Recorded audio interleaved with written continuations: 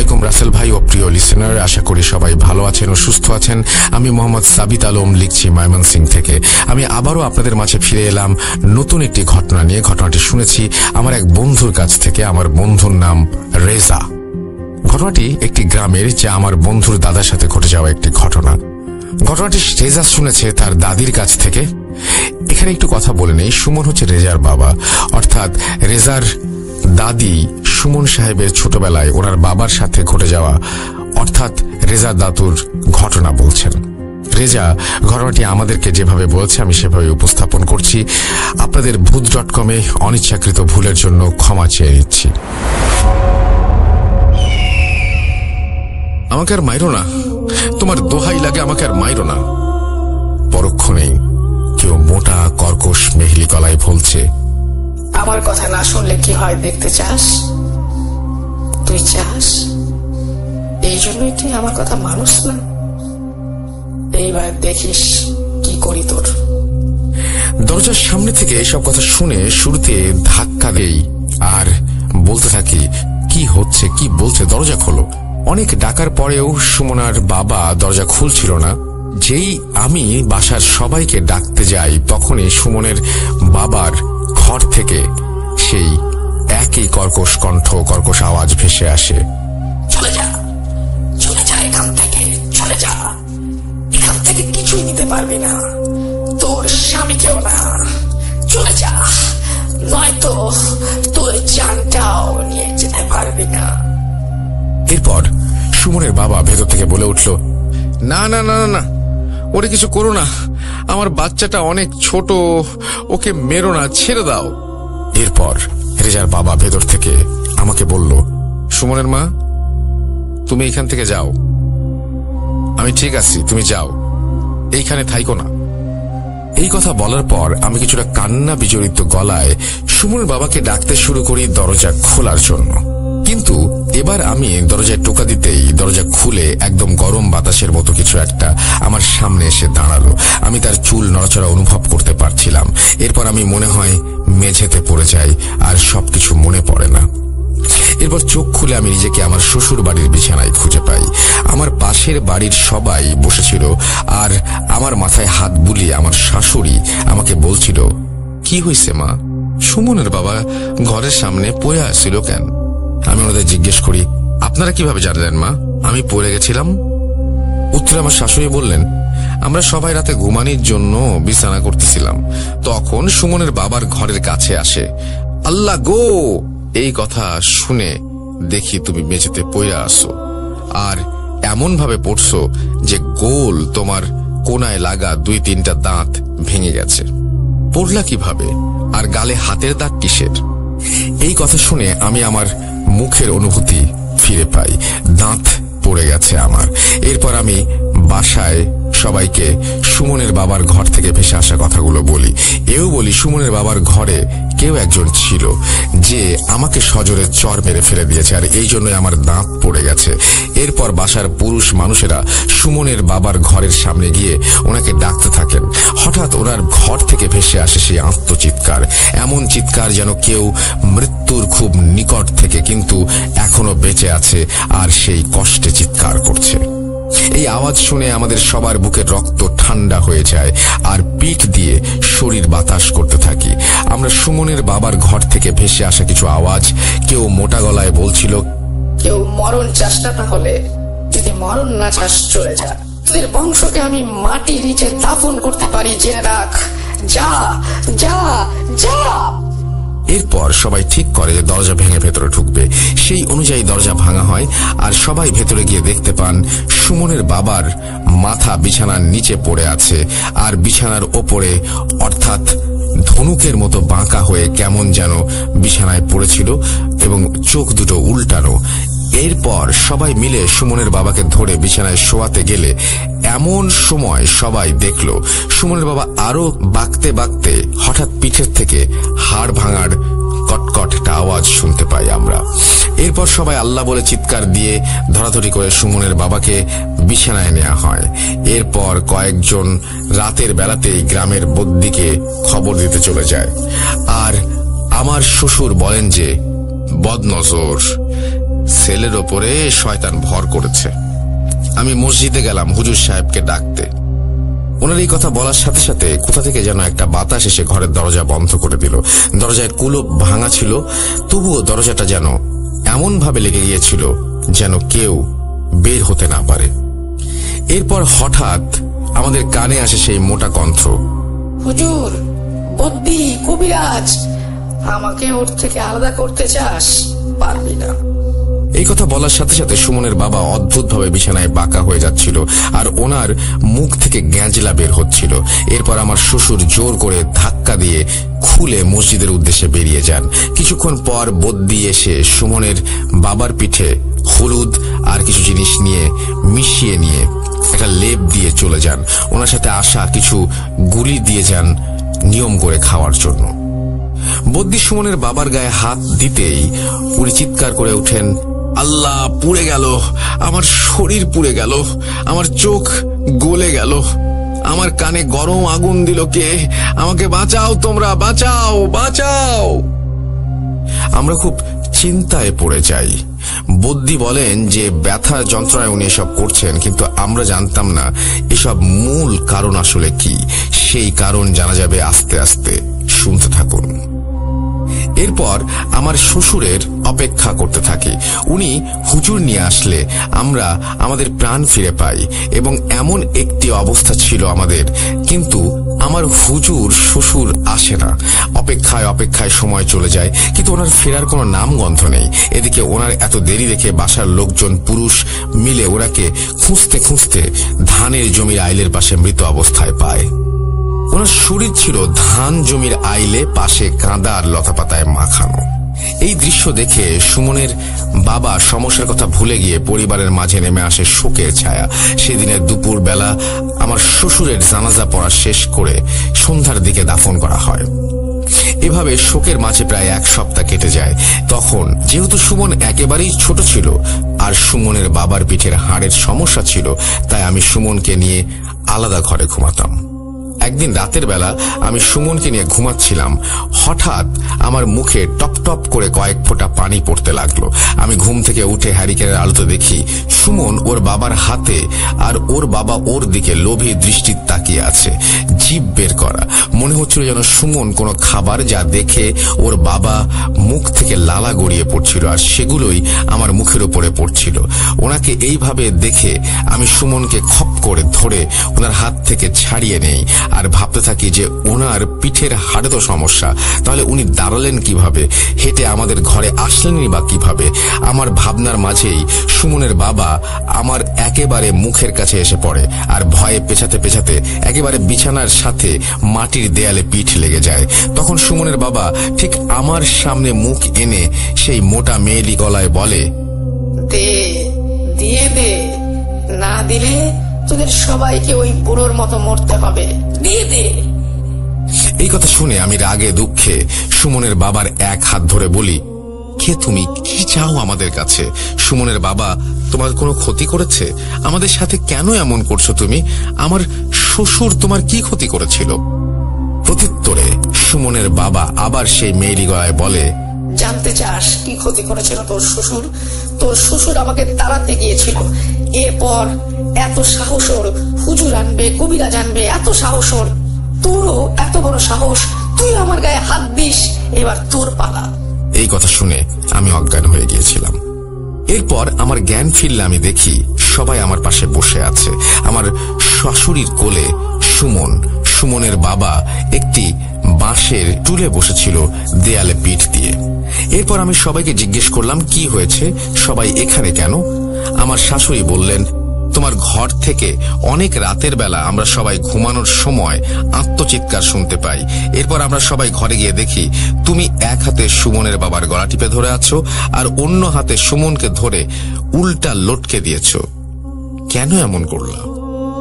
আমি তখন একেবারে হতভম্ব হয়ে যাই। এসব কিছুই আমার মনে নেই, তাহলে এসব কখনই বা হলো?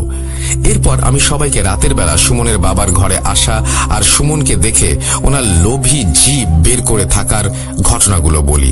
এও বলি যে সুমনের বাবা যদি নিজেই আমাকে বলে যে ওর কথা না মানলে আমার শ্বশুরের মতো মরতে হবে সবাইকে, এরপর আমার শাশুড়ি সুমনের বাবাকে জিজ্ঞেস করেন, আল্লাহর দোহাই বলো, তুমি ওই রকম আওয়াজ কেন করছিলা? আমাদের বলো কি হয়েছে তোমার ঘরে? এরপর সুমনের বাবা বলতে শুরু করলেন, আমাদের পরিবারের এই অবস্থা ছিল না, টাকা পয়সা কোনো কিছু ছিল না আমাদের। গরিব পরিবার যেমন হয় তেমনি ছিলাম আমরা। মানুষের বাড়িতে গায়ে গতরে খেটে কাজ করে আমাদের জীবিকা নির্বাহ করতে হতো। গরিব বলে বহু মানুষের গঞ্জনাও সহ্য করতে হতো।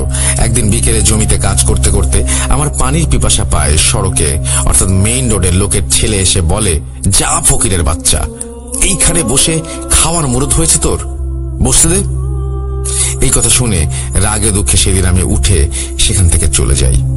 কিন্তু মনে মনে ঠিক করে রেখেছিলাম কিছু একটা আমাকে করতেই হবে, কারণ এই দরিদ্রতা আমি আর নিতে পারছিলাম না মানুষের এত গঞ্জনাও সইতে। এরপর আমি বাসায় ফিরে কি করব ভাবতে ভাবি কালো জাদুর সাহায্য নিয়ে কিছু একটা করব আমি, কিন্তু উনি কাজের বদলে অনেক টাকা দাবি করবেন।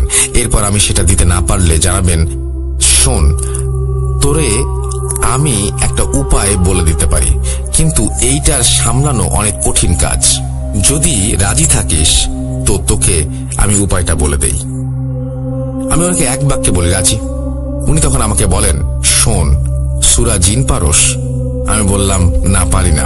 উনি বলেন, শিখে নে, আমি তোকে কাগজ কলম দিচ্ছি, এই সূরা রাতের বেলায় নীরব জায়গায় বসে পাক পবিত্র হয়ে গায়ে আতর লাগাবি, তারপর টানা 40 দিন পড়বি। প্রতি রাতে 40 বার করে টানা 40 দিন। মনে থাকে যেন, যদি এই সাধনা করতে পারিস তাহলে 40 নম্বর দিনে একজন জিন তোর সাথে দেখা করবে, কিন্তু সাবধান, ও কিন্তু ভয়ানক চেহারায় হয়ে আসবে। তুই যদি ভয় পাস তো তোকে মেরে ফেলবে সে, আর ভয় না পেলে যা চাইবি তাই পাবি। কিন্তু সাবধান, ওকে নিয়ে নিজের শখ হাসিল করতে ওর গোলাম বনে যাস না। ও তোকে কোনো কাজ করার শর্ত দিতে চাইবে আগে ছোট ছোট, আস্তে আস্তে সেগুলো বাড়াবে। ভুলেও শুনিস না ওর কথা, শুনলে মরবি। এই কথা বলে সেই সাধক আমাকে একটা কাগজের সূরা জিন লিখে দেয়, আর আমি সেদিন বাসায় ফিরে প্রতি রাতে সূরা জিন তেলাওয়াত করতে থাকি। আমার বউ তখন গর্ভবতী, তাই সে আমাদের সাথে ঘুমাতো না। এই সুযোগে আমি 40 দিনের সাধনা পূর্ণ করি এবং শেষ দিন আমার সামনে একটা পরী অর্থাৎ মহিলা জিন হাজির হয়। ওর চেহারা ছিল মানুষের মতো, কিন্তু নাকটা ছিল কুকুরের মতো, কানের জায়গায় লম্বা চামড়া, চোখ ছিল উল্টানো। এসব দেখে আমি খুব ভয় পেলেও সাধকের কথা মতো সাহস নিয়ে আস্তে আস্তে জিনটিকে নিজের ইচ্ছার কথা বলি। এরপর আস্তে আস্তে আমার ইচ্ছা পূরণ হতে থাকে। শুরুতে চাই যে আমি জমি থেকে ভালো ধান হয়, সেসব যেগুলোর বেশি ফলন হয়। এবার সবার আগে আমার জমিতেই ধান পেকেছিল, সেগুলো বিক্রি করে নতুন গরু কিনি। সেই জিনের কাছে চাই যে গরুগুলো যেন আমাদের সম্পদ বাড়াতে সাহায্য করে। অনেক ভালো জাতের সার হতো আমার গোয়ালে, সেগুলো বাজারে বিক্রি করে ভালো দাম পেতাম আমি। এরপর আস্তে আস্তে পুকুর, জমি, ভিটে সবকিছুই কিনে ফেলি আমি।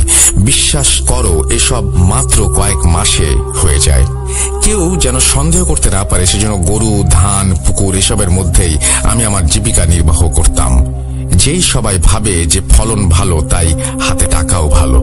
কিন্তু এভাবে চলতে চলতে একদিন আমি জিনকে বলি, আমার যে সন্তান হবে সে যেন ছেলে হয়, কারণ এত সম্পদের মালিক আমার ছেলেকেই নিতে হবে। সেদিন জিন প্রথমবার আমার কাছে কিছু চায়। সে বলে, ঠিক আছে, আমি চেষ্টা করব, কিন্তু এই কাজের বিনিময়ে আমিও কিছু চাই। সাধকের কথা ভুলে গিয়ে আমি জিনকে জিজ্ঞাসা করি সে কি চায়। সে বলে, আমি আজ রাতে তোমাকে আমাদের দুনিয়া দেখাতে নিয়ে যাব, তুমি আমার বাবা মার সাথে দেখা করবে। এ আর এমন কি ভেবে আমি রাজি হয়ে যাই। রাতের বেলা আমার মনে হতে থাকে আমি যেন শূন্যে ভাসছি। হঠাৎ চোখ খুলে দেখি মাটির থেকে আমি ওপরে। হঠাৎ চোখ খুলতে দেখি মাটির বাড়ি, অনেকগুলো মাটির বাড়ি, কিন্তু কোনো বাড়ির মেঝেতে লাগানো নেই। বাড়িগুলো যেন মেঘের ওপর ভাসছে। আমি স্বপ্ন দেখছি ভেবে চোখ বন্ধ করে ফেলি। এরপর চোখ খুলে দেখি আমি একটা পালঙ্কে বসে আছি। আমার সামনে 2 জন বয়স্ক ব্যক্তি, একজন কালো জব্বা পরা পুরুষ আর একজন কালো বোরখা পরা মহিলা। ওনারা আমাকে বলেন, আমাদের মেয়ের পছন্দ আছে, তো বাবা তোমার পরিচয় কি জানাবে, তোমার বিয়ের কথা। আমি হতভম্ব হয়ে বললাম, কি বিয়ে? আপনারা কি পাগল হয়ে গেছেন? আমাকে যেতে দিন, আমি চলে যাব। ওনার রাগে গজগজ করছিল আমার কথা শুনে। এরপর আমার প্রচন্ড ঘুম পায় আর আমি ঘুমিয়ে যাই এবং ঘুম ভাঙতে আমি নিজেকে বিছানায় খুঁজে পাই। আমি আবার ঘরে সেই জিনের অস্তিত্ব অনুভব করি। সে আমাকে বলে, তুই আমাকে বিয়ে না করলে আমি তোর পরিবারের সবাইকে মেরে ফেলবো। শুরুতে মারবো তোর ছেলেকে। এরপর আমি ভয়ে নিরুপায় হয়ে কিছুটা বুদ্ধি খাটিয়ে বলি, না না না, আমার ছেলে কিছু করবে না, আমি তোমাকে বিয়ে করব, আমার ছেলেটা জন্ম হোক। এরপর সে কথা শুনে সে বলে, ঠিক আছে তাই হবে, আমি তোমাকে সময় দিলাম, কিন্তু এখন থেকে আমি যা বলবো তাই তোমাকে শুনতে হবে, নইলে তুমিও বাঁচবে না। এরপর সেই জিনের কথা মতো প্রায় প্রতিদিন আমাকে তাদের রাজ্যে যেতে হতো আর তার সাথে দেখা করতে হতো। তাদের কথা মতো কাজ করে আবার আমার নিজেকে অন্যের মতো গোলাম মনে হতে লাগলো। এদিকে আস্তে আস্তে 2-3 দিন পার হতে হতে আমার ছেলেরও জন্ম হয়। এর 1 মাস পর সেই জিন আমাকে আবার বিয়ের কথা বলে। আমি ওকে বলি, বাসায় জানাবো, ছেলেটা আর কয়েক মাসের হোক। সে এবার নানাভাবে আমাকে জোর করতে থাকে এবং কষ্ট দিতে থাকে। আমার গলা না টিপেই সে আমার দম বন্ধ করে দিতে পারে।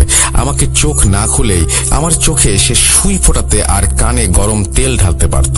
আমি সবকিছুই বুঝতাম, কিন্তু একটু পর আমি আবারও ভালো হয়ে যেতাম। এই অসহ্য যন্ত্রণা সহ্য করতে করতে বাবা মারা যাবার দিন রাতের বেলা আমি তাকে বলে বসি, আমি তোমাকে বিয়ে করব না, যা করতে পারো করো। এরপর আশা করি আর বুঝতেই পারছেন, বলতে হবে না, বদ্যি আমার শরীর ধরলে আমি ওই সব কথা বলেছিলাম যে আমার চোখ গলে যাচ্ছে, কানে গরম আগুন লাগছে। এরপর সে আমাকে অমানবিক ভাবে কষ্ট দিতে থাকে আর আমার মনে হচ্ছিল আমার শরীরকেও গরম তেলে ঢেলে দিয়েছে। আমি সেদ্ধ হয়ে যাচ্ছি। আমার কোমরের হাড় সে কামড় দিয়ে চুরমার করে দিচ্ছে। প্রচন্ড কষ্টে আমি বলি, আমাকে আর মেরো না, তোমার দোহাই লাগে, আমাকে আর মেরো না। পরক্ষণে তার কণ্ঠস্বর বদলে যায়, কর্কশ হয়ে যায়। সে বিক্ষুটে কণ্ঠে বলে, আমার কথা না শুনলে কি হয় দেখ। এরপরের ঘটনা সবার জানা আছে, আব্বার মৃত্যু কিভাবে হলো আর এখন আমার ছেলে বউয়ের সাথে কি হয়েছে। সুমনের বাবার কথা শেষ হবার কিছুক্ষণ পর আমাদের ঘরে প্রবেশ করেন 4 গ্রাম করে আসা বড় মসজিদের ইমাম সাহেব। ওনাকে নাকি আগে থেকেই সুমনের বাবার ছোট ভাই কাউকে না জানিয়েই খবর দিয়েছিল। হুজুর এসে আবার সব শুনলেন আর সুমনের বাবাকে বললেন, দেখো, তুমি যে কাজটা করছো সেটা মোটেও উচিত কাজ হয়নি। ধর্মে বলা আছে, জিনের কাছ থেকে সাহায্য নিয়ে কোনো কাজ করা হারাম। ভালো কাজ হলে সেটা হয়তো করা গেলেও যেতে পারে, কিন্তু তুমি নিজের স্বার্থের জন্য যা করেছো তা হারাম। সে তোমাকে নিয়ে সম্পূর্ণ চেষ্টা করবে। সে তোমার কোমর ভেঙে দিয়েছে না, তোমার শরীরও সাদা সাদা হয়ে গেছে, রক্ত কমে গেছে। আমি জানি না আমি কি করতে পারবো, তবে যতদিন বাঁচবা ততদিন আল্লাহর কাছে ক্ষমা চাও, ভুলের জন্য তওবা করো। আমি আজ রাতে তোমাদের এখানে আছি, দেখি কি করা যায়। এরপর হুজুর চলে যান বিশ্রাম নিতে। এর পরের ঘটনা আমার কিছু মনে নেই, এখন আমি সেসব কিছুই মনে করতে পারছি না। এর পরের ঘটনা আমি শুনে আমার শাশুড়ির কাছে। ডিয়ার লিসেনার্স, আমি সাবিত এখানে একটা কথা বলে রাখতে চাই। এরপরের ঘটনাটি রেজার দাদি ওনার মতো করে বললেও আমি রেজার সাথে পরামর্শ করে ঘটনাটি রেজার দাদির শাশুড়ির ভাষায় লিখব। আর কেন রেজার দাদি ওনার শাশুড়ির ভাষায় বলেছেন সেটা একটু একটু করে আপনারা বুঝতে পারবেন। ঘটনায় ফিরছি। বলছেন রেজার দাদির শাশুড়ি, সেদিন সন্ধ্যাবেলা ইমাম সাহেব আসার পর বাসায় কেমন যেন একটা ছমছমে পরিবেশ তৈরি হয়ে গিয়েছিল। প্রতিটা ঘরে রাখা হারিকেনের বাতির আগুন আপনা আপনি নিভে গিয়েছিল, আপনিই জ্বলছিল। বাসার চালে অনেক কাক ডাকছিল আর বাইরে প্রচুর শেয়ালের ডাক। সুমনের বাবার ঘর থেকে সাপের হিস হিস শব্দ। এসব দেখে আর শুনে বাড়ির বাচ্চা কাচ্চারা ভয় পাবে ভেবে আমরা সবাই ওদের পাশের বাড়িগুলোতে পাঠিয়ে দেই। রাতের বেলা হুজুর বলেন, গভীর রাতে আমি আসন করব সুমনের বাবার ঘরে। জিনটা এই বসার ঘরে কারো ওপর ভর করেছে, ওকে খুঁজে বের করতে হবে, নইলে বিপদ। এরপর মধ্যরাতে হুজুর সুমনের বাবার ঘরের সামনে পাউডার পড়া দিয়ে দাগ এঁকে দেন আর ঘরের ভেতরে একটা বৃত্ত এঁকে দেন। এরপর ঘরের সবাইকে আলাদা আলাদা ভাবে সেই বৃত্তের দাঁড় করিয়ে দিয়ে উনি ওনার সাথে থাকা ব্যাগ থেকে খেজুর বের করে খেতে দেন আর আমাদের সবাইকে একটা আয়াত পড়তে বলেন। এক একে সবাই খেজুর খেয়ে আয়াত পড়ে চলে যাচ্ছিলাম আমরা। এমন সময় এরপর সুমনের মা বৃত্তে আর গোলের বৃত্তের চারপাশে তাকিয়ে দেখতে থাকে। মনে হচ্ছিল যেন বারবার রাস্তা খুঁজছে। এরপর সুমনের মা বৃত্তে ঢুকে খেজুর খেলেও সে হুজুরের দেয়া সেই আয়াতটা বলতে পারছিল না। এক পর্যায়ে সে বমি করে দেয় আর গোল বৃত্তের চারপাশে তাকিয়ে দেখতে থাকে। মনে হচ্ছিল যেন বের হবার রাস্তা খুঁজছে সে। এরপর হুজুর গোল বৃত্তের মাঝে একটা দাগ এঁকে বৃত্তটিকে 2 ভাগে ভাগ করে ফেলেন আর সুমনের মাকে বলেন, বসো এখানে। সুমনের মা বসতে না চাইলে হুজুরকে চিকন বাঁশের কঞ্চি দিয়ে ওনার পায়ে আঘাত করলে সুমনের মা বসে পড়েন সেই বৃত্তে। তাকে প্রশ্ন করা হয়, তুই কে, তোর নাম কি, তুই কেন এসেছিস? উত্তরে সে ভারী আর কর্কশ গলায় বলে, আমি ইচ্ছা করে আসিনি, আমাকে ডেকে আনা হয়েছে। এরপর যদি আমি আমার জিনিস না পাই তাহলে কেউ বাঁচবে না হুজুর, তুইও চলে যা। না না, একটু অপেক্ষা কর, এখনই যাস না, আমাকে চিনে তারপর না, কর, তুই তোর কাজ করতে থাক। হুজুর অপেক্ষা করার মানে জিজ্ঞেস করলে সুমনের মা হুজুরের দিকে থুতু ছিটিয়ে দেয় আর বলে, কিরে, দেখে এসেছিলি শেষবারের মতো? কি তোর মেয়েকে দেখে এসেছিলি, তোর বউকে দেখে এসেছিলি, দেখবি, ওতে দেখবি? এই কথা শুনে হুজুর কিছুটা ভয় পেয়ে যান আর সুমনের মায়ের পায়ে আঘাত করে বলেন, ধোকা দিস না আমার শয়তান, নাম বল আর যাবি কিনা।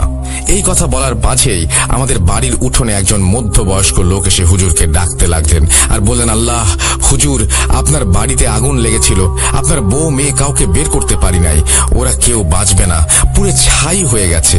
এই কথা শুনে হুজুর সুমনের মায়ের মুখের সামনে গিয়ে বলেন, কেন, তুই কেন আমার সাথে এই কাজ করলি? আল্লাহ তোকে নরকে নিক্ষেপ করবে। এই কথা বলে হুজুর কাঁদতে শুরু করলেন। আমরা হুজুরকে আটকাতে পারিনি, কিভাবে বা আটকাবো? আমাদের জন্যই তো উনি স্ত্রী সন্তান হারালেন, এর দায়ে আমাদেরও নিতে হবে। হুজুর চলে যাবার পর সুমনের মা আমাদের দিকে তাকিয়ে কর্কশ গলায় বললেন, এখান থেকে কেউ ওকে বাঁচিয়ে নিয়ে যেতে পারবি না, ও আমাকে ডেকেছে, আমি ওকে নিয়ে যাব, কেউ বাধা দিতে আসলে নিজের জীবন নিয়ে ফিরতে পারবি না। এই কথা বলে সুমনের মা অজ্ঞান হয়ে যান। এরপর ওনার মাথায় পানি দিয়ে ওনার জ্ঞান ফেরানো হয় আর পরের দিন নতুন হুজুরের সন্ধান করা হবে ভেবে আমরা ঘুমানোর জন্য চলে যাই। ঘুম যেন সেদিন কারো আসেনি। 1000 বার বলার পরেও নিজের জন্য অন্য কারো ক্ষতি করতে দেবে না বলে সুমনের বাবা আলাদা ঘরে থাকলেন।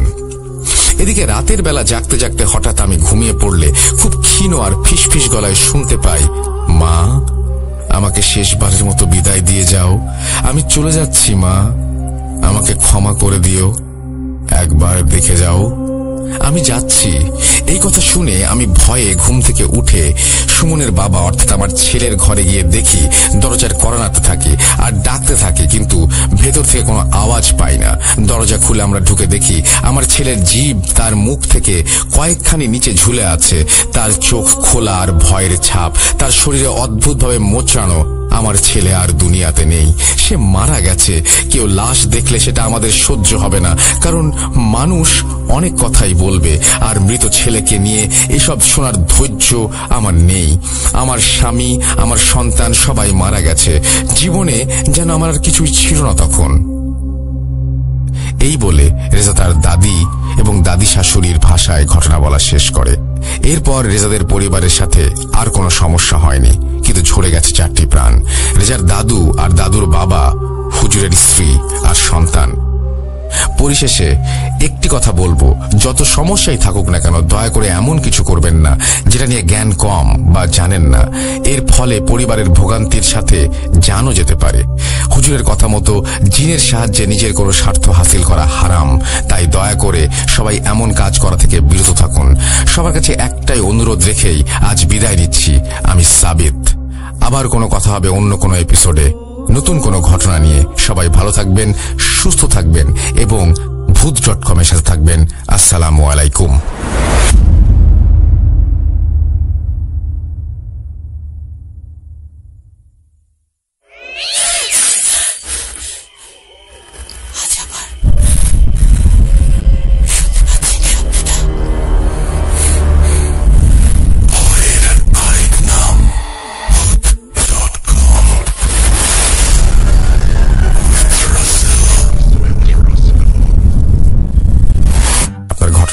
শোনাই, আমরা চলে যাব আমাদের পরবর্তী ঘটনায়।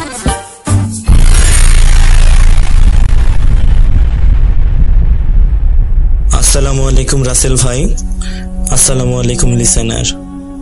আশা করি আল্লাহর রহমতে সবাই ভালো আছেন। আমি আরিফ, ভূত.com এর একজন মডারেটর, আছি যশোর থেকে। আমি আজকে আপনাদের সাথে যে ঘটনাটি শেয়ার করতে যাচ্ছি সেটি আমার এক ছোট ভাই রোহানের কাছ থেকে শোনা। ঘটনাটি যশোর জেলার বাহাদুরপুর গ্রামের ঘটনা। এই ঘটনাটি ঘটে তাদের গ্রামের এক ছেলে শিমুলের সাথে। তো চলুন কথা না বাড়িয়েই সরাসরি ঘটনাতে চলে যাই। মূলত ঘটনাটি 2000 সালের ঘটনা। রোহান আমাকে ঘটনাটি যেভাবে বলেছে আমি ঠিক সেভাবেই আপনাদেরকে বলার চেষ্টা করছি। বলার মাঝে আমার সকল ভুল ত্রুটি সবাই ক্ষমা সুন্দর দৃষ্টিতে দেখবেন। সঙ্গত কারণে ঘটনাটি বাহাদুরপুরের কোন এলাকাতে ঘটেছে সে জায়গার নামটি আমি উল্লেখ করতে পারছি না। বাহাদুরপুর গ্রামের ছেলে শিমুল, তার বাবা ছিল না। তারা 3 ভাই বোন, সে মেজ এবং তার বড় বোন, এবং তার নিচে 6 বছরের একটি ছোট বোন আছে। 4 সদস্য নিয়ে তাদের পরিবার।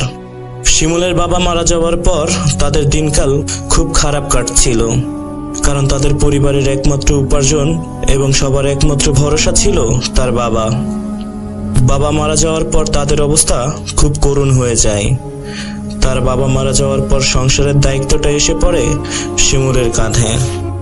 শিমুল একটা দোকানে কাজ করতে শুরু করে। এরই বেশ কিছুদিন পর তার বড় বোনের বিয়ে হয়ে যায়। শিমুলের বোনের শ্বশুর বাড়ির লোকজন অনেক ভালো হওয়ার কারণে শিমুলের পরিবারকে প্রচুর পরিমাণ সাহায্য করত। শিমুলের বোনের বিয়ের পর তাদের দিন একটু ভালো কাটতে থাকে। এভাবে প্রায় বছরখানেক কেটে যায় তাদের। এরই মাঝে একদিন হঠাৎ করেই শিমুলের মা খুব অসুস্থ হয়ে পড়েন। শিমুলের মা যখন অসুস্থ হয়ে যায় তখন গ্রামের ধান কাটার মৌসুম ছিল। বাড়িতে ধানের কাজের চাপ থাকার কারণে তার বড় বোন মাকে দেখতে আসতে পারেনি। তিনি জানান তার কয়েকদিন দেরি হবে আসতে। শিমুলদের গ্রাম থেকে তার বোনের শ্বশুর বাড়িটি ছিল প্রায় 3 থেকে 4 কিলোমিটার দূরে। এদিকে শিমুলের মায়ের অসুস্থ হওয়ার কারণে তার মায়ের চিকিৎসার জন্য কিছু টাকা প্রয়োজন হয়। তখন শিমুল তার বোনকে টাকার ব্যাপারে জানালে তার বোন তাকে বলে, আমার বাসায় এখন কাজের অনেক চাপ, তুই কাল এসে আমার থেকে কিছু টাকা নিয়ে যাস। যেই বলা সেই কাজ। পরের দিন শিমুল দোকান থেকে বাড়ি এসে দুপুরে খাওয়া দাওয়া শেষ করে। এরপর রওনা হয়ে যায় তার বোনের বাড়ির উদ্দেশ্যে। লিসেনার, এবার আপনাদেরকে শিমুলের বোনের বাড়ি যাওয়ার রাস্তার একটু বর্ণনা দিই। তাদের বাড়ি থেকে বোনের বাড়িতে যেতে প্রথমে একটা বড় ফাঁকা মাঠ, তারপর একটা বড় বাঁশবাগান, আর সেই বাঁশবাগানের ভিতর আছে একটা কবরস্থান। গ্রামের ওই কবরস্থানকে ঘিরে অনেক ভয় কাজ করে সবার মনে।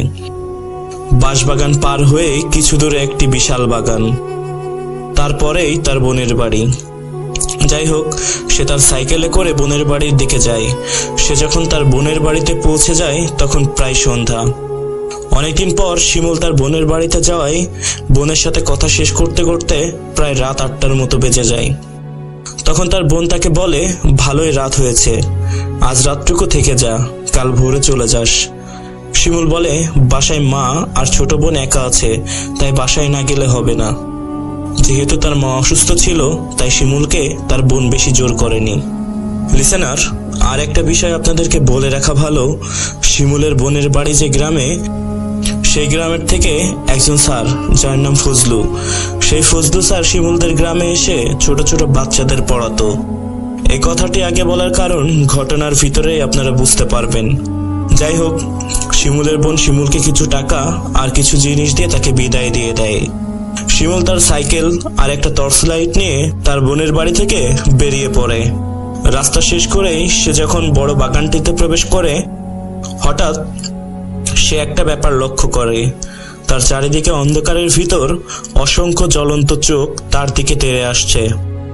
চোখগুলা দেখে তার কাছে মনে হয়েছে রাতে অনেক সময় আলো পড়লে কুকুর অথবা বেড়ালের চোখ যেমন জ্বলে, ঠিক তেমনি পশুদের চোখের মতো জ্বল করছে। সে যখন তার হাতে থাকা লাইটটি মারে সাইডে দেখার জন্য যে সেগুলো কি, লাইটের আলোতে কিছুই পায় না সে। আবার লাইটটি বন্ধ করলেই সে জিনিসগুলো সে দেখতে পাচ্ছে। এবার সে একটু ভয় পেয়ে যায়। সে এবার যখন দ্রুত সাইকেলে প্যাডেল করতে থাকে, ঠিক সেই মুহূর্তে সে শুনতে পায় তার পিছন থেকে যেন কিছু একটা দৌড়ে তার দিকে আসতেছে গোঙাতে গোঙাতে। এবার সে ভয়ে আতঙ্কিত হয়ে সাইকেলটি নিয়ে একটি গাছের সাথে ধাক্কা খেয়ে পড়ে যায়। পড়ে যাওয়ার পর সে তার লাইটের আলোতে দূরে খেয়াল করে শেয়ালের থেকে বড় আকারের দুইটি জন্তু দাঁড়িয়ে গোঙাচ্ছে তার থেকে দূরে, আর তাদের চোখগুলো ঠিক সেই আলোর মতো জ্বলজ্বল করতেছে। এটা দেখে সে প্রচন্ড ভয় পেয়ে আল্লাহর নাম নিয়ে দৌড়াতে শুরু করে। দৌড়ানোর এক পর্যায়ে সে সেই বাগান থেকে বেরিয়ে একটা খোলা জায়গায় চলে আসে, যেটা ছিল সেই বাগান আর বাঁশবাগানের মাঝের খোলা অংশ। এদিকে সে ভয়ে দিশাহারা হয়ে পড়ে। সে কি করবে তা না বুঝেই সামনের দিকে দৌড়াতে থাকে। দৌড়াতে দৌড়াতে এবার সে এক পর্যায়ে বাঁশবাগানের ভিতরে কবরস্থানের ভিতরে পৌঁছে যায়। সামনে যে তার জন্য আরো খারাপ কিছু অপেক্ষা করতেছে সেটা সে বুঝতে পারেনি। সে যখন বাঁশবাগানের ভিতর দিয়ে লাইট নিয়ে দৌড়ে যাচ্ছিল, হঠাৎ করে তার চোখ পড়ে যায় সামনে একটা কবরের দিকে। সেদিকটাতে লাইট মেরে তাকিয়ে যেটা দেখতে পাই, এটা মনে হয় না এমন পরিস্থিতিতে কেউ দেখতে চাইবে। সে দেখে তার সামনে একটা নতুন কবর, আর সেই কবর থেকে লাশ উঠিয়ে কাফনের কাপড় ছিঁড়ে লাশ ছিঁড়ে ছিঁড়ে খাচ্ছে বিশাল দুইটি জন্তু। এই জন্তু দুইটি সেই জন্তু যা সে একটু আগে বাগানের ভিতরে গোঙাতে দেখেছিল। তার চোখের সামনেই লাশ ছিঁড়ে খাচ্ছে জন্তু দুইটি, যাদের জিভ ঝুলে রক্ত বেয়ে পড়ছে। জন্তু দুইটি সারা শরীরে বড় বড় লোমে ভর্তি। তাদের মুখটা অনেকটা মানুষ এবং কুকুরের মুখের আকৃতির। চোখের সামনে আবারও এমন ভয়ানক দৃশ্য দেখে সে আর নিজেকে ধরে রাখতে না পেরে চিৎকার দিয়ে আবার ভয়ে দৌড়াতে থাকে। দৌড়ানোর একটা পর্যায়ে সে এবার একটা গর্তে পড়ে যায়। গর্তে পড়ে যাওয়ার সাথে সাথেই তার হাতে থাকা লাইটটি ছিটকে সাইডে পড়ে যায়। এবার তার জ্বলন্ত লাইটের আলোতে দেখে একটু আগে সে যেই কবর থেকে লাশ তুলে খেতে দেখেছিল জন্তুগুলোকে, ঠিক সেই কবরের ভিতরেই সে পড়ে গেছে, আর তার থেকে কিছু দূরেই ছিঁড়ে খাওয়া লাশটি পড়ে আছে। এটা দেখা মাত্রই সে সেখানে জ্ঞান হারায়। ঠিক কতক্ষণ সে জ্ঞান হারিয়েছিল সে জানে না। তার জ্ঞান ফিরে কারোর ডাকে। সে জ্ঞান ফিরে দেখে তার সামনে সেই স্যারটি দাঁড়িয়ে তাকে ডাকছে। এটা সেই ফজলু স্যার, যে কিনা তাদের গ্রামে বাচ্চাদের পড়াতে যেত। পরিচিত মুখ দেখে তার যেন দেহে প্রাণ ফিরে আসে। সে এবার সেই স্যারকে সব কথা খুলে বলে। সব কথা শুনে স্যার তাকে বলে এই লাশটাকে আবার এই কবরের ভিতরে রেখে মাটি দিতে। সে ভয়ে পাথর হয়ে যায় স্যারের কথা শুনে। সে এবার স্যারকে প্রশ্ন করে এটা কার লাশ। স্যার চুপ করে থেকে কিছুক্ষণ পরে তাকে ধমক দিয়ে বলে আমি যেটা বলছি সেটা করো। সে আবারও সেই স্যারকে বলে এটা কার কবর, আর লাশটিই বা কার, আর আপনিই বা কেন বলছেন এই লাশটিকে কবর দিতে। এবার তার সামনে থাকা স্যার উত্তরে যেটা বলল সেটা শুনে সে আবারও জ্ঞান হারায়। তার স্যার বলে উঠল এই লাশটি আর কারণ না, এই লাশটি আমার লাশ, আর এটা আমার কবর। এটা বলে ইশারায় পাশে থাকা লাশের মুখের দিকে তাকিয়ে দেখতে বলল শিমুলকে। এবার শিমুল লাশের দিকে তাকিয়ে দেখে এটা আর কেউ না, সামনে থাকা সেই ফজলু স্যারের লাশ, আর এই লাশের মুখটি বিভৎস রকম হয়ে রয়েছে। এসব দেখে সে আল্লাহ বলে চিৎকার দিয়ে আবারও জ্ঞান হারিয়ে ফেলে সেখানে। পরে যখন তার জ্ঞান ফেরে সে দেখে একটা মসজিদে সে শুয়ে আছে।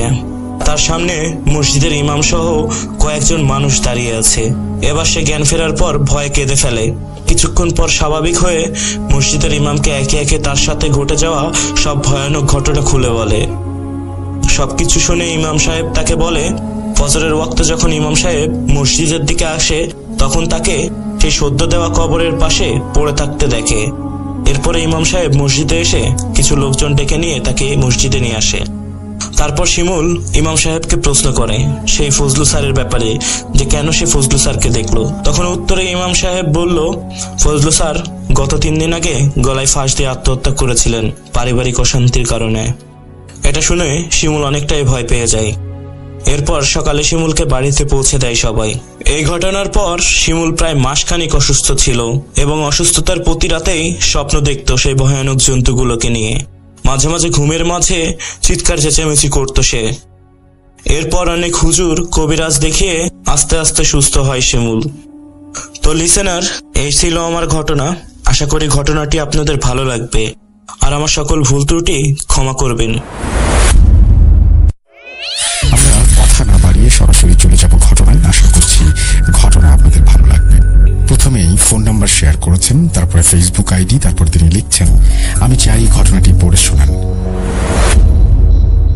আসসালামু আলাইকুম রাসেল ভাই, আমি শাওন বলছি যশোর থেকে। অনেক বছর আগে থেকে আপনার ও আপনার শোয়ের সাথে শ্রোতা হিসেবে থাকলেও এটা আমার পাঠানো প্রথম ঘটনা বিধায় আমার লেখাগুলো অগোছালো থাকলে আপনি ঠিক করে নেবেন। কথা না বাড়িয়ে শুরু করছি আমার ঘটনা। আমার বাসা যশোরের একটা গ্রামে। আমি ঢাকার একটা প্রাইভেট ইউনিভার্সিটিতে পড়াশোনা করি। ভার্সিটি বন্ধ থাকায় আমি বাসায় ছিলাম। আবার যখন ভার্সিটি চালু হলো তখন আমি ঢাকায় ফেরার জন্য বাসের টিকিট করলাম। আমার বাসের সময় ছিল রাত 10:15। ওই দিন দুপুর থেকে অনেক বৃষ্টি শুরু হয়েছিল। আমার বাসা থেকে বাস স্ট্যান্ডের দূরত্ব প্রায় 8 কিলোমিটার। সন্ধ্যার পর একটু বৃষ্টি থামলেই আমি বাসা থেকে বের হয়ে যাই। তো বাসা থেকে বের হয়ে আমি একটা ভ্যানে করে পরবর্তী একটি বাজারে যাই। ওইখান থেকে আবার ইজি বাইকের মাধ্যমে ছোট যানবাহনে করে স্ট্যান্ড পর্যন্ত যেতে হয়। বাজারে পৌঁছানোর পরপরই আবার বৃষ্টি শুরু হলো। তো আমি দৌড়ে একটি বন্ধ দোকানের বারান্দায় গিয়ে দাঁড়াই। আমার কানে হেডফোন ছিল। আমি ভূত.com-এর পুরাতন একটি এপিসোড শুনছিলাম। ওই দোকানেই এক কোণে একটি টুল টাইপ চেয়ারে বসেছিলেন একজন বৃদ্ধ বয়স্ক লোক। উনি আমার কানে হেডফোন দেখে বেশ খড়খড়ে গলায় জিজ্ঞেস করলেন, বাবা কি শুনতেছ? আমি বললাম, ভূত.com-এর কাহিনী শুনতেছি চাচা। ভূত জিন নিয়ে চাচার সাথে কিছুক্ষণ কথা হলো। তারপর কাকা একটু থেমে বলল, বাবা তোমরা এই যুগের ছেলেরা এসব বিষয় নিয়ে এখন মজা করো, এটা মোটেই ঠিক না। কাকার এমন কথা শুনে আমি কাকাকে জিজ্ঞেস করলাম, আপনার সাথে কি কিছু ঘটেছিল? তৎক্ষণাৎ খেয়াল করলাম রাজ্জাক চাচার চোখে পানি ছলছল করছে। চাচা একটু সময় নিয়ে বলল, একটা খারাপ জিনের জন্য আমার আব্বা মারা গেছিল। আমার বাসের সময় বেশি থাকায় আর বৃষ্টি না থামায় আমি রাজ্জাক চাচাকে ঘটনাটি শোনানোর আবদার করলাম। সাথে সাথেই চাচা বলতে শুরু করলো। চাচা আমাদের আঞ্চলিক ভাষায় বলেছিল, আমি শ্রোতাদের বোঝার সুবিধার্থে আমার মতো করে লিখছি। আর রাসেল ভাই, রাজ্জাক চাচার ঘটনায় যেসব স্থানের উল্লেখ আছে আমার বাসার কাছে হওয়ায় আমার স্থানগুলো চেনা। বলতে শুরু করলেন রাজ্জাক চাচা।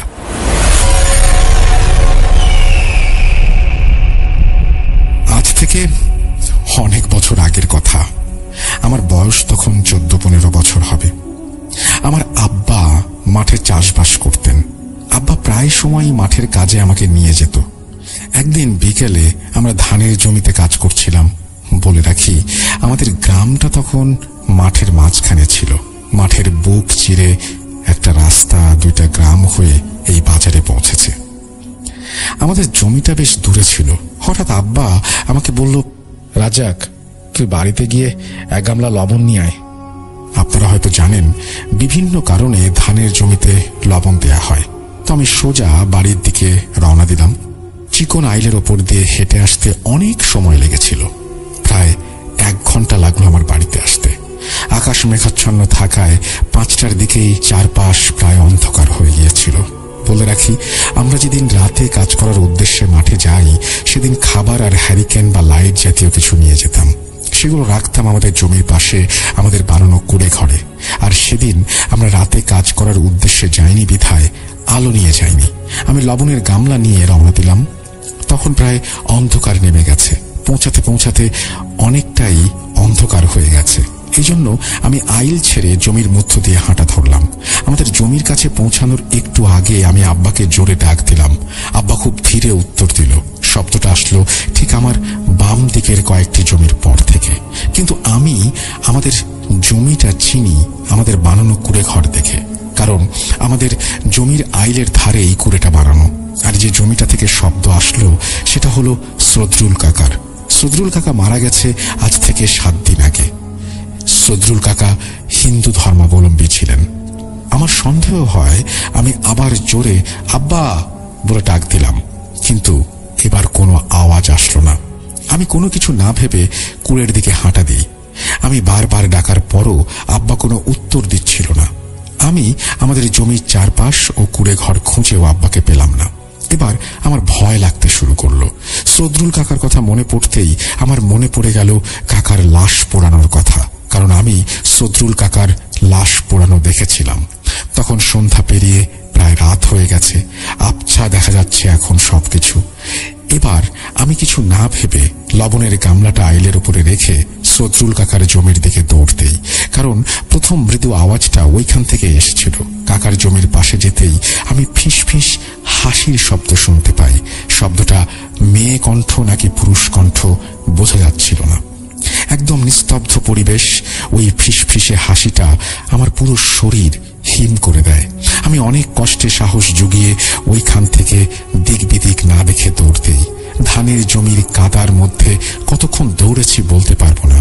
হঠাৎ কোনো একটা কিছুর সাথে হোঁচট খেয়ে পড়ে যাই। মনে মনে ভাবলাম, আইলে হোঁচট খেয়ে পড়েছি।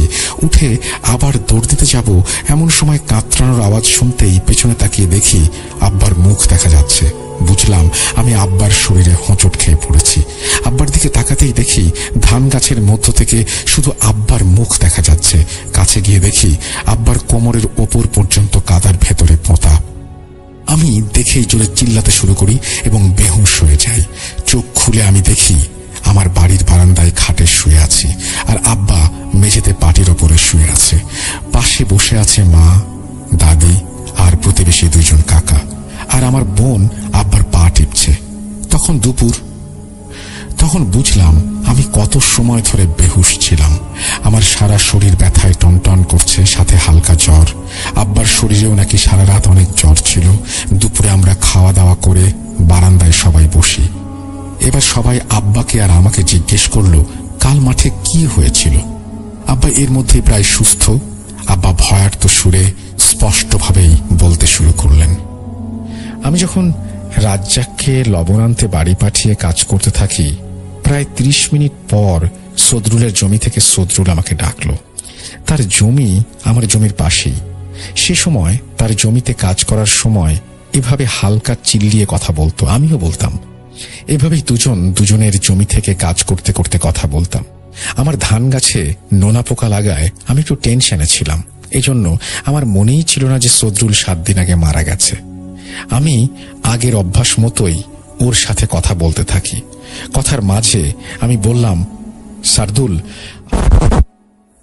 নামটা সারদুল হবে। কথার মাঝে আমি বললাম, সারদুল, আমার ধানে নোনা পোকা লেগেছে রে। সারদুল বলল, কই দেখি। উত্তরটা এলো আমার পেছন থেকে। আমি ভয় পেয়ে গেলাম। এত দ্রুত এভাবে কিভাবে আসলো? পেছনে তাকিয়েই ওর মুখের দিকে তাকাতেই আমার মনে পড়ে গেল, আরে সারদুল তো মারা গেছে 7 দিন হলো। আমার চোখ বড় হয়ে গেল ওকে দেখেই। তখন ওর মুখ স্বাভাবিক ছিল, কিন্তু তারপর আমার চোখের দিকে তাকিয়ে যেন ও বুঝতে পারলো আমি এতক্ষণ পর বুঝতে পেরেছি যে ও মারা গেছে। এবার সারদুল ধীরে ধীরে তার ঠোঁট প্রসারিত করে হাসতে শুরু করলো, কোনো আওয়াজ ছাড়া। কি ভয়ানক লাগছিল ওই হাসি আর তার মুখ। আমার পুরো শরীর দিয়ে যেন ঠান্ডা কম্পন বয়ে গেল। এবার সারদুল যেন ওই উঁচু গলায় ঠাট্টার সুরেই বলল, কই দেখি কেমন পোকা লেগেছে তোর ধানে। তখন মনে হলো আমি বেহুশ হয়ে যাব। এবার সারদুল চোখ লাল করে নরম স্বরেই বলল, কি ভয় পাচ্ছিস? আমার জমির একটু দূরে দূরে অনেকেই যার যার জমিতে সন্ধ্যার পর কাজ করে। আমি চিৎকার করে তাদের ডাকার চেষ্টা করলাম, কিন্তু মুখ দিয়ে আওয়াজ বের হচ্ছিল না। আবার ডাকার চেষ্টা করতেই সারদুল আমার উপরে লাফিয়ে পড়ল, আমাকে কাদায় ঠেসে ধরল। এভাবে কতক্ষণ ধস্তাধস্তি হয়েছে বলতে পারবো না। খুব জোরে আঘাত লাগার পর আমার সাথে কি ঘটেছে আর কিছু মনে নেই। হঠাৎ রাজ্জাকের পায়ের আঘাতে চেতনা ফিরে পেলাম এবং দেখলাম আমার কোমর পর্যন্ত কাদার নিচে। আমাকে এই অবস্থায় দেখে রাজ্জাক চিল্লানি দিয়ে বেহুশ হয়ে যায়। এর কিছু মুহূর্ত পর বেশ কিছু দূর থেকে জোরে আওয়াজ আসলো, কে চিল্লালো রে? কণ্ঠটা আমার চেনা। এটা পাশের গ্রামের রতনের কণ্ঠ। আমি অনেক কষ্ট করে রতনকে রতন বলে ডাক দিলাম। কিছুক্ষণের মধ্যে রতন এসে আমাদের এই অবস্থা দেখে তাড়াতাড়ি তার পাশের জমি থেকে আরো কয়েকজনকে ডেকে এনে আমাদের 2 জনকে বাড়ি নিয়ে আসে। আব্বা এতটুকু বলে থেমে গেল, কিন্তু আমি আশ্চর্য হয়ে বললাম, আমি সারদুল কাকার জমি থেকে ভয় পেয়ে প্রায় অনেক দূর দৌড়াই, কিন্তু আশ্চর্যের বিষয় আমি এত সময় দৌড়েও আমার জমি পর্যন্ত এসেছিলাম মাত্র। কারণ আমার আব্বাকে কোমর পর্যন্ত পুঁতে রেখেছিল আমাদের জমিতেই। যাই হোক, 7-8 দিনের মধ্যে আমরা সন্ধ্যার পর আর জমিতে যাইনি। সব স্বাভাবিক হয়ে গিয়েছিল। কিন্তু 10 দিনের পর আব্বা এই বাজারে এসেছিল কিছু জিনিস কেনাকাটা করতে। সেই সময় প্রায় 2 দিন একাধারে টিপটিপ করে বৃষ্টি হচ্ছিল, ঠিক আজকের মতোই। আব্বা বৃষ্টি কমার জন্য অপেক্ষা করছিল। বাজারে অবশ্য গ্রামের অনেকেই ছিল। বৃষ্টি হালকা কমলে আব্বা তাদের জিজ্ঞেস করলো, বাড়ির দিকে যাবে নাকি? কিন্তু তারা বাড়িতে আরো দেরি করে যাবে বলল। তখন আব্বা বাড়ির উদ্দেশ্যে রওনা দিল। বাজার থেকে ছোট 2টা গ্রাম পরেই মাঠ শুরু হয়। রাস্তার দুধারেই বিশাল বিস্তৃত মাঠ, আর এই রাস্তার পাশেই আমাদের গ্রামে পৌঁছানোর ঠিক 1/2 কিলোমিটার আগে একটা শ্মশান। রাস্তায় ভীষণ কাদা হওয়ায় আব্বা খুব ধীরে ধীরে হাঁটছিল। এভাবে হাঁটতে হাঁটতে আব্বা শ্মশানের কাছে পৌঁছালো। ওই শ্মশান, ওই রাস্তা, ওই গ্রামটায় আমি অনেকবার গিয়েছি। এই সময়ে জায়গাটা অনেক ভয়ঙ্কর। তাহলে এত বছর আগে জায়গাটা কেমন ছিল তা আমি ইমাজিন করতে পারি। শ্মশানের পাশেই আছে একটা মন্দির আর একটা তেঁতুল গাছ। তেঁতুল গাছটায় মানুষ মানত করে ইটের টুকরো ঝুলিয়ে রাখে, আর ডান দিকে তার পাশেই একটা কম প্রস্থের নদী বয়ে গেছে, আর নদীর ওপারে আবার মাঠ। এবার বাসায় গেলে আমি শ্মশানের জায়গাটা সহ পুরো ফাঁকা রাস্তা ও গ্রামের ভিডিও আপনাদের শেয়ার করব ইনশাল্লাহ। চলে যাই আবার ঘটনায়।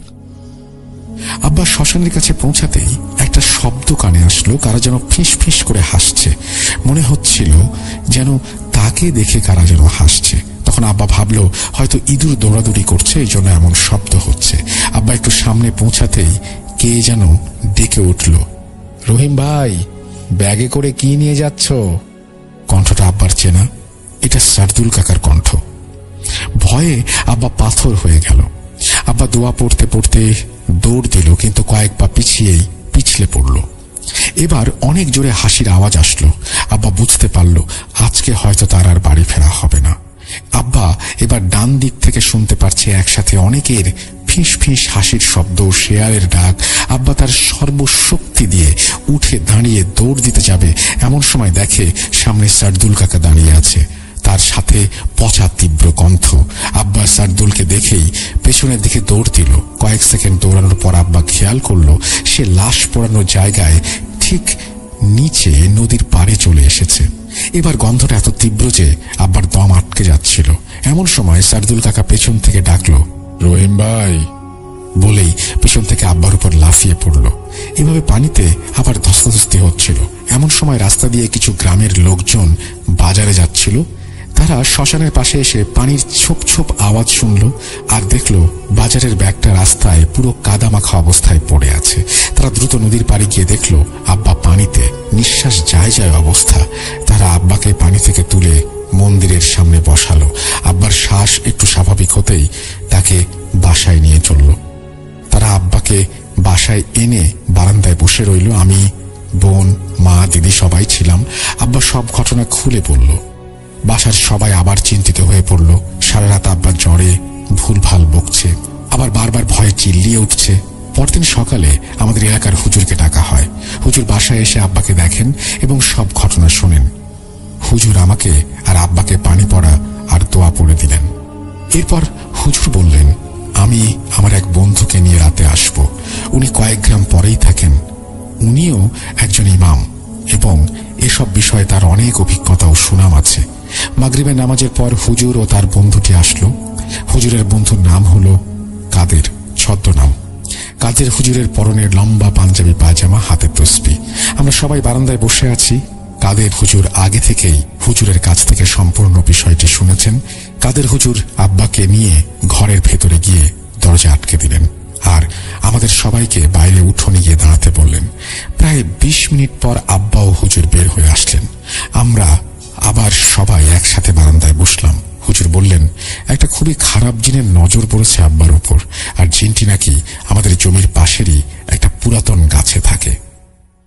দুঃখিত রাসেল ভাই, আমি অনেক চেষ্টা করেও রাজ্জাক চাচার বলা গাছের নামটা মনে করতে পারিনি। আব্বা নাকি মাসখানেক আগে পাশের জমির মালিকদের সাথে ওই গাছটা কেটে ফেলার প্ল্যান করেছিলেন, ওই গাছের নিচে বসেই। আর ঠিক তার কিছুদিন পরেই নাকি গাছটা কেটে ফেলে আব্বা ও পাশের জমির লোকজন। তাদের মধ্যে নাকি সারদুল কাকাও ছিলেন। তখন থেকেই নাকি আব্বাকে ওই জিনটা টার্গেট করে। আমরা সবাই কাদের হুজুরকে জিজ্ঞেস করলাম তাহলে ওই জিনটা সারদুল কাকা হয়ে কেন সামনে আসে, আর সারদুল কাকার মৃত্যু কি এই জিনের কারণেই হয়েছে? এর মধ্যে এশার আজান দিয়ে দিয়েছে। কাদের হুজুর বলল আমার এখনো অনেক কিছু জানা বাকি, নামাজ পড়ে এসে আমাদের জানাবে বলে তারা মসজিদের উদ্দেশ্যে চলে গেল। আমরা সবাই বারান্দায় বসেছিলাম। চারিদিক নিস্তব্ধ। ঝিঝি পোকার আওয়াজ থেমে গেছে। হুজুর যাওয়ার আনুমানিক 10 মিনিট পর আমাদের ঘরের খড়ের চালে খসখস শব্দ উঠল। বুকটা কেঁপে উঠল। এই নিস্তব্ধতার মধ্যে এরকম শব্দ। এবার আমরা সেই পরিচিত ফিস ফিস হাসির আওয়াজ শুনলাম। সবাই শুনল, আমি, বাবা, মা, দিদি। হঠাৎ খেয়াল করলাম আমার বোন কোথাও নেই। এরপর আমার বোনের গলা শুনতে পেলাম আমাদের ঘরের চাল থেকে। আমরা দ্রুত বাইরে এসে দেখি আমার বোন চালের উপরে বসে আছে আর আমাদের দিকে তাকিয়ে হাসছে। তার হাসিটা দেখে আমার পুরো শরীর হিম হয়ে গেল। মা অস্বাভাবিক কিছু বুঝতে পেরে পাগলের মতো কাঁদতে শুরু করলেন। আব্বা আমার বোনকে নিচে নেমে আসার কথা বলতেই আমার বোন অপরিচিত ছেলের কণ্ঠে বলে উঠল, রহিম, আমি তোকে মেরে এখন থেকে তোর বাড়িতেই থাকবো। আর সাথে সাথে ওই রোমহর্ষক হাসি। আব্বা বোনের অবস্থা দেখে কাঁদতে কাঁদতে বলল, আমার যদি কোনো দোষ হয়ে থাকে আমাকে মেরে ফেলো, তারপরেও আমার মেয়েকে ছেড়ে দাও। এর মধ্যেই হুজুর আর কাদের হুজুর বাড়ির সামনে চলে এসেছেন।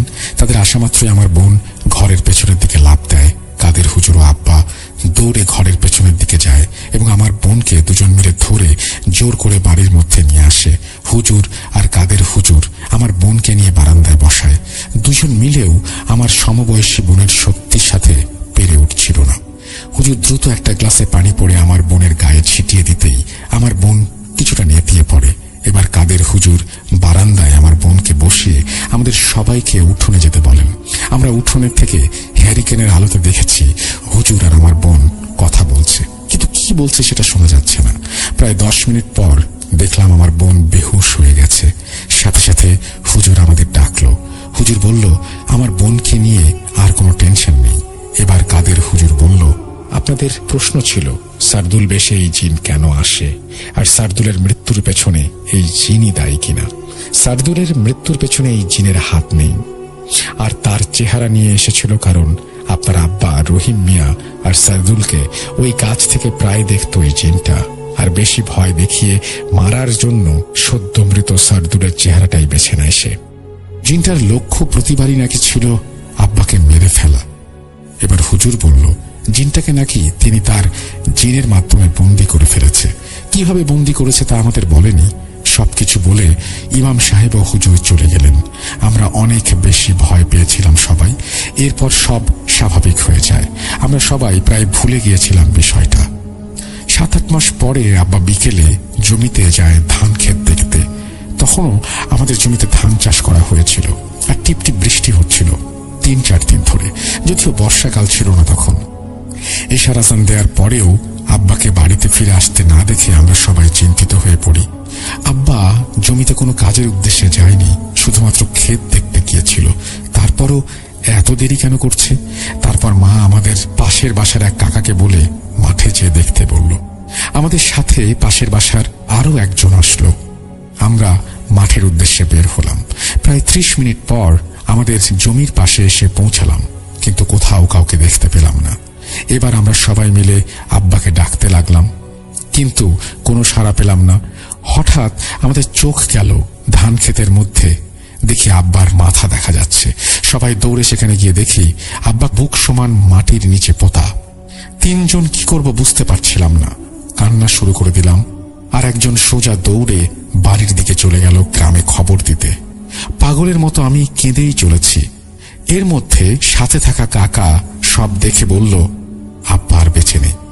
বেশ কিছুক্ষণ পর গ্রামের অনেক মানুষ একসাথে মাঠের দিকে আসতে দেখা গেল। সবাই এসে আব্বার লাশ তুলল। এভাবেই এই কালো অধ্যায়ের শেষ হলো। আমাদের সবার মনে তখন একটাই প্রশ্ন, হুজুর বলেছিল ওই জিনটাকে নাকি বন্দী করেছে, তাহলে আমার আব্বার এভাবে কেন মৃত্যু হলো? বলতে বলতে রাজ্জাক চাচার চোখ গড়িয়ে জল পড়তে লাগলো। আমি আবার চাচার কাঁধে হাত দিয়ে সান্ত্বনা দিলাম। স্বাভাবিক হতেই আমি রাজ্জাক চাচাকে জিজ্ঞেস করলাম, আমি আপনার ঘটনাটা যদি ভূত.com-এ শেয়ার করি তাহলে আপনার আপত্তি আছে? রাজ্জাক চাচা আপত্তি না করায় আমি ছদ্মনাম দিয়ে ঘটনাটা শেয়ার করলাম। আমার হাতে সময় কম থাকায় রাজ্জাক চাচা আমার কাছে ঘটনাটা সংক্ষিপ্ত আকারে বলেছে। ততক্ষণে বৃষ্টি কমে গেছে। তারপর আমি রাজ্জাক চাচাকে সালাম দিয়ে আবার দেখা হবে বলে গন্তব্যের উদ্দেশ্যে বেরিয়ে পড়লাম। ভূত.com-এর দীর্ঘায়ু কামনা করি। আমার ঘটনা এখানেই শেষ।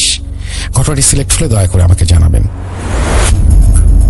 অনেক ধন্যবাদ জানাচ্ছি আপনাকে আপনার ঘটনা পাঠানোর জন্য। এবং আমি একটা কথাই আপনাকে বলবো, নামগুলো ছদ্মনাম দিয়েছেন, আমি এর জন্যই নামটা বুঝতে পারি। প্রথমে পড়ছিলাম সদরুল, পরে দেখলাম যে না সদরুল না সারদুল, এবং আপনি বলছেন এটা হিন্দু নাম।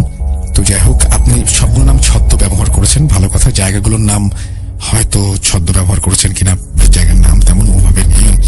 যাই হোক, ঘটনা পাঠিয়েছেন, থ্যাংক ইউ ভেরি মাচ। এবং ঘটনাটি খুবই অদ্ভুত, কিন্তু এই ঘটনাটার সমাপ্তি হয়েছে একটা দুঃখজনক পরিণতির মধ্য দিয়ে। সেটা আমাদের সবার জন্য খুব দুঃখজনক। আমরা তার বিদেহী আত্মার শান্তি কামনা করছি। আল্লাহ পাক তাকে মাফ করুন, তাকে শান্তিতে রাখুন। যাই হোক, থ্যাংক ইউ ভেরি মাচ আমাদের সঙ্গে থাকার জন্য এবং আমাদের সাথে ঘটনা শেয়ার করার জন্য। আমরা চলে যাব আমাদের পরবর্তী ঘটনায়।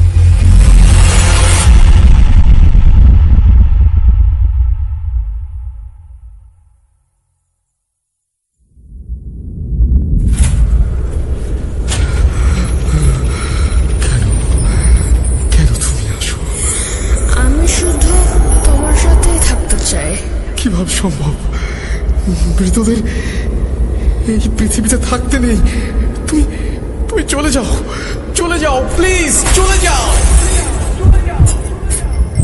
সবটাই কি ইলুশন, নাকি অন্য জগতের কেউ কখনো হাজির হয়ে যায় চোখের পলকে? ভূত.com with Russell।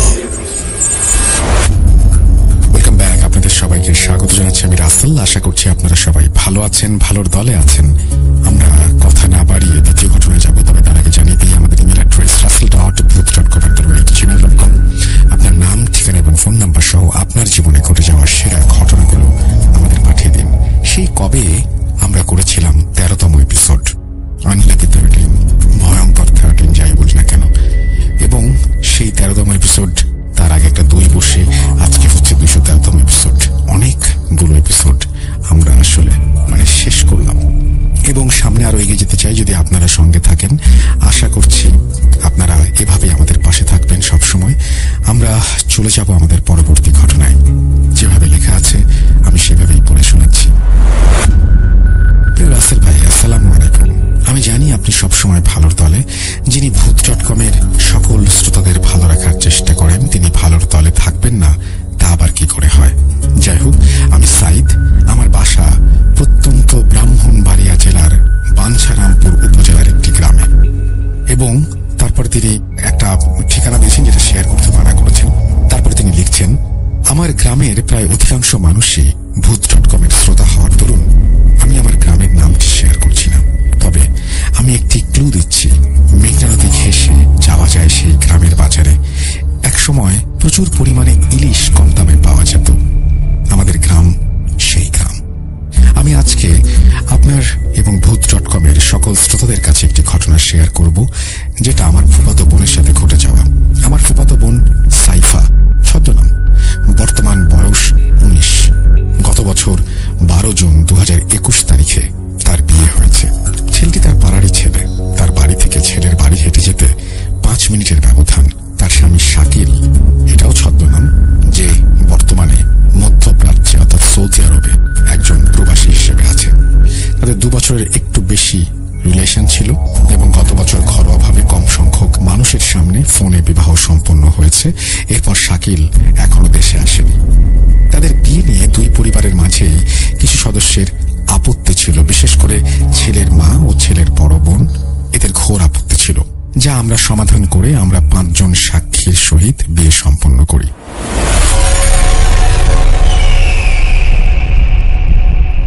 মেয়ের বিয়ে হয়, শ্বশুর বাড়ি যায়, বাবার বাড়িও থাকে।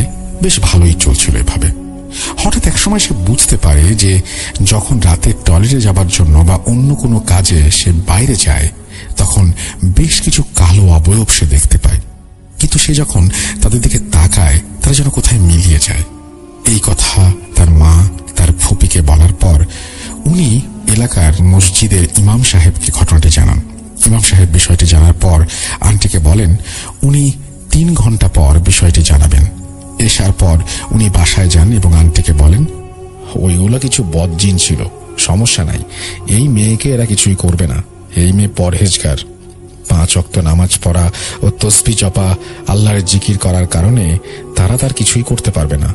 আপনারা চিন্তা করবেন না, আমি একটু তেল পরা দিচ্ছি। এই মেয়েকে প্রতিদিন সন্ধ্যায় একটু করে মাথায় আর পায়ের তালুতে লাগাতে বলবেন, ইনশাল্লাহ সব ঠিক হয়ে যাবে। আমার ফুফাতো বোন সেই অনুযায়ী কাজ করাতে আর সমস্যা হয়নি। কিন্তু এই ঘটনা এখানেই শেষ নয়। এভাবে কিছুদিন ভালো চলার পর সাইফার ছোট ভাই আয়মান একদিন সন্ধ্যায় বাজার থেকে বাড়ি যাচ্ছিল। সে যে রাস্তা দিয়ে যাচ্ছিল সেই রাস্তা সেদিন হঠাৎ করে নির্জন হয়ে যায়। মাগরিবের আজান হয়েছে, সবাই মসজিদে নামাজ আদায়ে ব্যস্ত। তখন সে নির্জন পথ দিয়ে যাবার সময় হঠাৎ করে পেছন থেকে একটি লম্বা কর্কশ ডাক শুনতে পায়, আয়মান। সে পেছনে তাকিয়ে দেখে কেউ নেই। সে ছোট মানুষ, আবারও সামনে চলতে থাকে। একটু পর হুট করে একটি 2 ফুট লম্বা কড়ই গাছের মোটা কাঁচা ডাল তার 2.5 হাত সামনে এসে সজোরে মাটিতে পড়ল। মনে হলো এখনই কেউ যেন গাছ থেকে টেনে ডালটি মাটিতে ফেলল। এটা দেখে সে ভয়ে চিৎকার দিয়ে দৌড় দিল এবং একটি মসজিদ পেয়ে সেখানে বারান্দায় দাঁড়ালো। সেখানে তার এক পাশের বাসার দাদুর সাথে দেখা হলে ওনাকে খুলে বলল সব ঘটনা। উনি ওনাকে বাসায় নিয়ে আসেন। তবে আসার সময় ওই স্থানে উনি কোনো ডাল দেখতে পাননি। সেদিন আয়মানকে একজন পরহেজগার মানুষ ঝাড়ফুঁক করে দেন এবং বলেন, যেখানেই যাও মাগরিবের আগে বাসায় ফিরবে। এর কিছুদিন পর আমার বোন সাইফা রাতে ওর দাদির সাথে টয়লেটে যাওয়ার জন্য বের হলো। হঠাৎ করে দেখতে পায় একটি গোলাপি রঙের ড্রেস ও কালো ওড়না পরিহিত কেউ খুব জোরে দৌড় দিয়ে তাদের ছোট ঘর থেকে বের হয়ে পালিয়ে গেল। সে সেখানে চিৎকার দিয়ে ভয়ে অজ্ঞান হয়ে গেল। আন্টি ও আঙ্কেল দ্রুত বের হয়ে এসে তাকে বাসায় নিয়ে পানি ঢেলে কিছুটা স্বাভাবিক করল। মূল ঘটনা এখান থেকেই শুরু। গত 16 সেপ্টেম্বর 2022 শুক্রবার নাইমা হঠাৎ করে সন্ধ্যায় কি যেন বিড়বিড় করতে থাকে। কারোর সাথে কথা বলে না, নামাজও পড়ে না, স্বামী ফোন দিলে ফোনও ধরে না, চুল ছেড়ে বসে থাকে এবং চোখ দুটো অসম্ভব রকমের লাল হয়ে যায়। আন্টি কিছুটা আঁচ করতে পারেন। সে রাতে আন্টি সাইফার স্বামীর সাথে গভীর সমস্যার কথা বলে এবং কবিরাজ আনার কথা বলে। শাকিল তার বন্ধুর বাবাকে আনতে বলে পার্শ্ববর্তী একটি জেলা থেকে। অন্য ঘরে বসে থেকে কথাগুলো বলে আন্টি, যা সাইফার শোনার কথা নয়। কিন্তু সকালবেলা সাইফা ঘুম থেকে উঠে এসে তার রক্তবর্ণ চোখ আরো লাল করে চুলগুলো ছেড়ে বলে, কবিরাজ, কবিরাজ আনবি? কবিরাজ এনে কি করবি? তুই আমার কিছুই করতে পারবি না। খবরদার বেশি সামনে পারিস না, অনেক খারাপ হবে। আন্টি তাকে ধরতে গেলে সে আন্টিকে ঘুরিয়ে ফেলে দেয়। আন্টি তাকে বলে সাইফা ঠিক মতো কিছু খায় না, কিন্তু তখন সাইফার শরীরে এত শক্তি ছিল যে সেটা বলে বোঝানো সম্ভব না। এসব কথা শোনার পর আমি তাকে দেখতে যাই, কিন্তু আমার সামনে কোনো সমস্যা না করার কারণে আমি কিছুই বুঝতে পারি না। আমাকে শুধু সাইফা এটুকুই বলে যে, ভাইয়া, আমি স্বপ্নে দেখি একজন আমাকে একটি ঘরে নিয়ে যাচ্ছে এবং সে ঘরে অনেক সুন্দর সুন্দর মিষ্টি, মিঠাই, ফল, আর তারা শুধু বলে তারা আমাকে ওখানে নিয়ে যাবে, আমাকে ওখানেই রেখে দেবে। ঘর ও বাড়িগুলো অনেক সুন্দর, অনেকগুলো বাড়ি, কিন্তু আমি যে বাড়িতে গিয়েছিলাম ওখানে অনেক আলো আর বাকিগুলোতে আলো নাই। কথাগুলো শুনে আমি চলে আসি। অতঃপর সাইফাকে আন্টি তার মেয়ের স্বামীর কথায় নিয়ে যায় একটি শহরের কবিরাজের কাছে। যারা দুজন ছিলেন তারা তাদের পালিত জিন হাজির করে জানতে পারেন সাইফাকে 10টি বান মারা হয়েছে, যার কারণে সে খেতে পারছে না এবং খেলেও বমি করে ফেলছে, এবং 3টি জিন চালান করা হয়েছে। পরে তারা সেই 3টি জিনকে বলি দিয়ে এবং 10টি বান কেটে দেয়। তাও পুরোপুরি সুস্থ হয়নি সে। বাড়িতে এসে সেই আগের মতোই, কোনো পরিবর্তন নেই। অবশেষে আমাদের একজন পরিচিত বুজুর্গ পরহেজগার ব্যক্তিকে আমরা আমন্ত্রণ জানাই এবং সকল সমস্যা ব্যক্ত করে সমাধান চাই। উনি আসেন। রাতে একটি ঘরে সাইফাকে নিয়ে ও আমাকে নিয়ে বসেন এবং উনি ওনার কার্যক্রম শুরু করেন। এতে সাইফা হঠাৎ করে রেগে আগুন হয়ে যায় আর চোখগুলো লাল হয়ে যায় তার। সঙ্গে সঙ্গে আমি সাইফার হাত চেপে ধরি। তখন উনি সাইফাকে উদ্দেশ্য করে বলেন, তোরা কয়জন? উত্তরে সাইফার ভেতরে থাকা কেউ বলে, আমরা শুরুতে 11 জন ছিলাম, কিন্তু 3 জনকে তো তোরা মেরে ফেলেছিস, এখন 8 জন। কজনকে মারবি আজকে? পারলে মার। এই বলেই অট্ট হাসি শুরু করে। ব্যক্তিটি বলেন, মারতে চাইলে তোদের এমনি মারতে পারি, তোদের মেরে পাপ নিতে চাই না, তোরা চলে যা। কিন্তু জিনরা বলে, আমরা ইচ্ছা করে আসিনি, আমাদেরকে পাঠানো হয়েছে ওকে না খাইয়ে শুকিয়ে শুকিয়ে শেষ করানোর জন্য। আর কাজটা করেছে ওর খুব কাছের একজন মানুষ, যে তার বিয়েতে সম্মতি দেয়নি, এখন তাকে মেরে ফেলতে চায়। একটি পূর্ণিমার রাতে একজন কুফরি কবিরাজের মাধ্যমে সেই ব্যক্তি একটি রাজহাঁস জবাই করে। সেটা দিয়ে নানা কুফরি মন্ত্র দিয়ে তাকে 10টি বান মারে এবং আমাদের 11 জনকে আটকিয়ে এই কাজে আমাদের পাঠানো হয়। কিন্তু আমরা ওকে মারব না, ও খুব সুন্দর ও পরহেজগার, আমাদের ওকে ভালো লেগেছে, আমরা ওর সাথেই থাকবো, তবে ওর কোনো ক্ষতি করব না। জিনরা কিছুতেই যেতে না চাইলে সেই ব্যক্তি নানান রকমের কার্যক্রমের মাধ্যমে জিনগুলোকে তাড়াতে সক্ষম হন। পরে সাইফার সুরক্ষার জন্য উনি সিদ্ধান্ত নেন বাড়ি বন্ধ করার। উনি জানান যে এই কাজের জন্য 13 জন লোক তার প্রয়োজন। তার কথা অনুযায়ী 13 জন লোক নিয়ে আসি আমি, এবং এশার নামাজের পর ওনার কথা অনুযায়ী কাজ শুরু করি সবাই মিলে। কি যে বলবো, যখন সবাই কাজ শুরু করি তখন বাড়ির বাইরে, বাড়ির ভেতরে এত পরিমাণ জোরে জোরে বাতাস বইতে শুরু করলো যেন টিনের চাল উড়িয়ে নিয়ে যাবে। যতক্ষণ পর্যন্ত কাজ চলেছিল ততক্ষণ পর্যন্ত সেটা চলেছিল। কাজ শেষ করার পর সব বিপদ কেটে পরিস্থিতি স্বাভাবিক হয়। পরে সেই ব্যক্তি সাইফাকে কিছু নিয়ম কানুন মানতে বলেন এবং 45 দিন বাড়ির বাইরে পা রাখার জন্য নিষেধ করেন। এখনো 45 দিন হয়নি।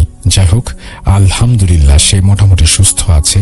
সবাই তার জন্য দোয়া করবেন মহান আল্লাহ তাআলার কাছে, যেন আল্লাহ তাআলা তাকে সুস্থ রাখেন, বিপদমুক্ত রাখেন। ধন্যবাদ রাসেল ভাই ঘটনাটি পড়ে শোনানোর জন্য। আমি আপনার অতি ক্ষুদ্র একজন ভক্ত, হৃদয়ের অন্তঃস্থল থেকে আপনার জন্য রইল দোয়া ও ভালোবাসা। আমি আপনার সর্বাঙ্গীন সফলতা কামনা করছি। এই বলে তিনি তার ঘটনা শেষ করেছেন এবং শেষে লিখেছেন, ভূত.com দীর্ঘজীবী হোক। আরো একটা কথা, বান কে মেরেছিল, কে কালো জাদু করেছিল সেটা তিনি লিখেছেন। যেহেতু পরিবারের মধ্যে এই ঘটনাটি ঘটেছে, সুতরাং সেটি তিনি শেয়ার করতে নিষেধ করেছেন, আমি দেখতে পাচ্ছি সামনে। Thank you so much. আমরাও সফলতা কামনা করি এবং আপনাকে ধন্যবাদ জানাই ঘটনা শেয়ার করার জন্য। যখন আপনি ঘটনাটি পাঠিয়েছিলেন তারপরে 45 দিন পার হয়ে গেছে, আর অনেক দিন পার হয়েছে আসলে। যদি আর কোনো কিছু ঘটে থাকে সেটাও আমাদের জানাবেন, যদি আর কোনো কিছু ঘটে নাও থাকে সেটাও আমাদেরকে জানাবেন। আমরা চলে যাবো আমাদের পরের ঘটনায়। আগের ঘটনার একটা কথা আমি বলবো। আগের ঘটনা নিয়ে হয়তো অনেকেরই মনে প্রশ্ন আসছে, আমারও প্রশ্ন আসছে, আমি ভেবেছিলাম কিন্তু বলতে ভুলে গেছি। সেটা হচ্ছে যে আগের ঘটনায় দেখেছিলেন তো যে জিনটিকে বন্দি করা হয়েছিল, বলা হয়েছিল, কিন্তু তারপরেই যে ঘটনাটি বলছিলেন যিনি, তার ছোট বোন অসুস্থ হয়ে যায় এবং তাকে আক্রমণ করে কোন একটা জিন, এবং তারপরে তার বাবাকেও মৃত্যুর কোলে ঢলে পড়তে হয়। তার মানে জিনটাকে কি আসলেই বন্দি করতে পেরেছিলেন হুজুর? জানাবেন, আপনাদের কাছে এই প্রশ্ন রাখলাম। আমরা চলে যাব আমাদের পরবর্তী ঘটনায়।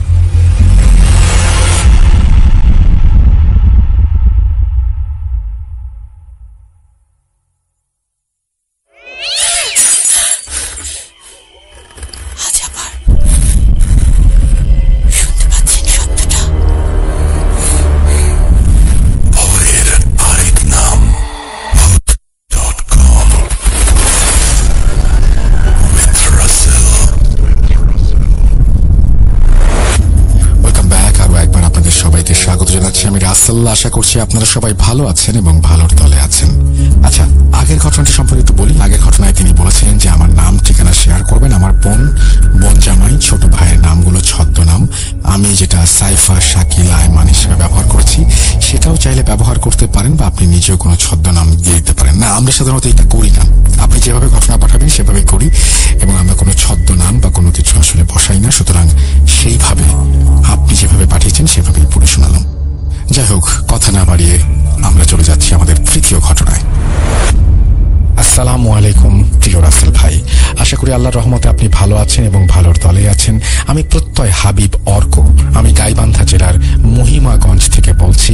আজকে ভূত.com-এ আমার তৃতীয় ঘটনা শেয়ার করছি। এটি 80-র দশকের একটি ঘটনা, আর এই ঘটনাটি যার সাথে ঘটে তিনি সম্পর্কে আমার একজন কাকা। তিনি যেভাবে বলেছেন আমি সেভাবেই বর্ণনা করছি।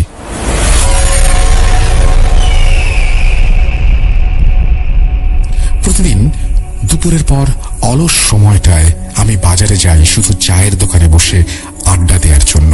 এটা আমার নিত্যদিনের অভ্যাস। তবে আজ খুব তাড়াতাড়ি চলে এসেছি।